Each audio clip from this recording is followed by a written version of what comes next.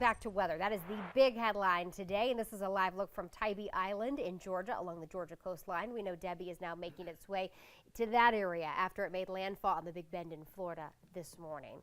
Bringing in Chief Meteorologist Al Conklin, who has been tracking it all morning long, and there's just still some unknowns as to what it means for us here in the Carolinas. There are definitely some uncertainties about this, but Mary, you've covered hurricanes for a long time, as have I.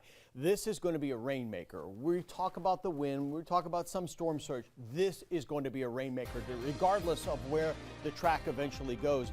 I say that only because it's going to be a slow mover, and that's a problem. Whenever you have a tropical system that's moving slowly, or perhaps even stalling for a while, that becomes an issue. So here's what we're tracking for today. Some sunshine, especially western sections, more clouds to the east, and again, maybe a few spotty showers here and there. Most of us are going to wind up in the 80s, even in the mountains, lower 80s for today. But later in the week, of course, Debby is going to be the bigger story. No longer a hurricane. Now a tropical storm, but there will be impacts through the Carolinas. The greatest impacts are going to be south and east of our area. I felt that's the way all along over the weekend. I still see that. There will be a rain gradient, a very tight one. Some folks are going to get very little rain. Some folks are going to get way too much rain, and that will lead to flooding and lots of uncertainty. There's still uncertainty about the track, but again, the overall pattern is holding where we see the rain chances going up later in the week. I'll show you that here in a moment. You're in the lower 80s right now in the mountains. The rest of us are in the mid 80s. And again, you can tell where the cloud cover is because it's only 84 in Charlotte, yet it's 87 in Hickory, Morganton, Lenore. You're seeing more sunshine.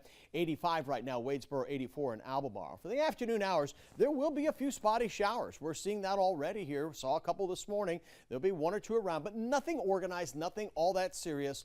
Likely nothing severe. So high temperatures today will make a run into the 80s where we are, just a few degrees above where we are right now, but shy of 90 for most neighborhoods. And again, in Charlotte, the rain chance is only about 30%. Now that expands a little bit, more like 50% when you get east of town over towards the Sandhills and much less towards the mountains because you're just so far removed from this right now. So again, notice how this is starting to work itself northward, and this big slug of moisture off of the coast is actually going to get drawn back westward, regardless of the eventual track on this. And this is why I say rain is the bigger story. If you're in the mountains, there could be up to 2 inches of rain in this. I think it's spread out. It's not a huge deal. Now notice that gradient gets really tight here in the Charlotte area, up to 4 inches of rain in the metro. But as soon as we get down towards the the Chesterfield area and Pageland and Lancaster, it could be as much as 10 inches of rain.